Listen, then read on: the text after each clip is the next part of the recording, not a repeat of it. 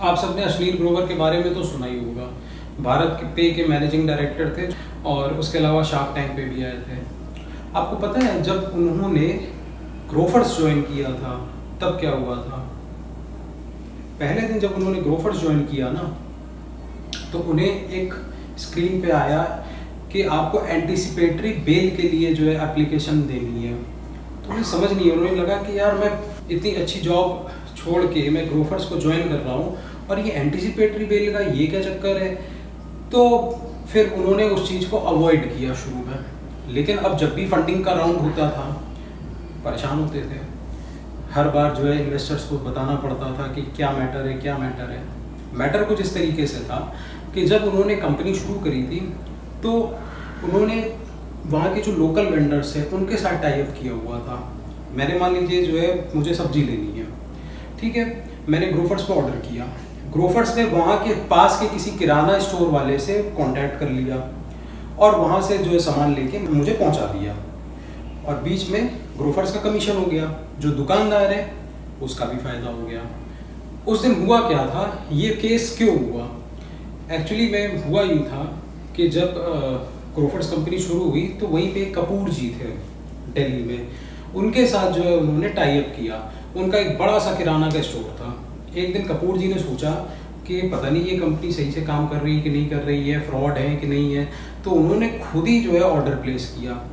अब उन्होंने एक्सपेक्ट किया कि ग्रोफर से एक बंदा आएगा, उनकी दुकान से सामान लेगा और सामान लेके वो उन्हीं को पहुंचा देगा। कपूर जी ने ऑर्डर प्लेस कर दिया। ग्रोफर्स कंपनी में उस दिन 30 ऑर्डर्स के आसपास लगभग आ चुके थे और नई कंपनी के हिसाब से उनके लिए बहुत बड़ा अमाउंट था। इतने ढेर सारे ऑर्डर्स, वो उनकी लॉजिस्टिकल कैपेसिटी इतनी नहीं थी कि उन ऑर्डर्स को हैंडल कर पाए। तो उन्होंने क्या किया कि अपने जो लड़का था उससे किसी पास की दुकान से जो सामान था वो खरीदवा के कपूर जी के यहाँ पहुँचा दिया। कपूर जी ने फ़ोन किया दुकान पे कि ग्रोफर से और कोई लड़का पिकअप करने आया था सामान। उनके नौकरों ने बता दिया कि नहीं, ऐसा तो कोई ऑर्डर नहीं आया था। इस बात पे अब कपूर जी को बहुत नाराज़गी हुई। उन्हें लगा कि यार ये तो तुमने बिल्कुल मेरे को बेवकूफ़ बना दिया। और वो भाई इन्फ्लुएंशियल आदमी थे, वो जिस सोसाइटी में रहते थे उसी सोसाइटी में अरुण जेटली भी रहते थे, उनका इतना इन्फ्लुएंस था। उन्होंने जाके FIR करवा दी। 420 धारा लगी हुई थी। अब 420 धारा जब अश्लील ग्रोवर ने पढ़ी गूगल पे तो उन्हें देखा कि जो है इसमें तो 7 साल तक की सज़ा है और वो भी नॉन बेलेबल सेक्शन है। फिर वो लोग जो है हाई कोर्ट गए। हाई कोर्ट में जो है उन्हें जो लॉयर मिला, उन्हीं के शब्दों में वो एकदम जॉली रेलवी टाइप का था कि और वो पिए पिलाए एकदम टुन पड़ा हुआ था कि अरे छाटो जी सब हो जाएगा, सब काय को परेशान हो रहे हो। मतलब उन्होंने बिल्कुल उस चीज़ को सीरियसली नहीं लिया।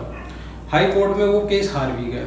जब वो सुप्रीम कोर्ट गए तो गोपाल सुब्रमण्यम जितने बड़े सीनियर एडवोकेट के पास वो केस गया, सिर्फ 500 का मैटर था।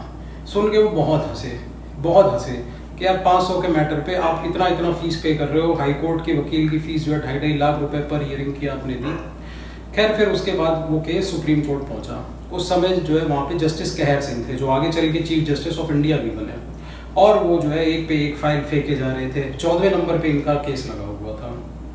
जब इनकी फाइल आई तो गोपाल सुब्रमण्यम ने कहा कि sir my Lord, this is the most interesting case of my life. तो इस चीज़ पे जज थम गए और उन्होंने फिर उनकी बात सुनी।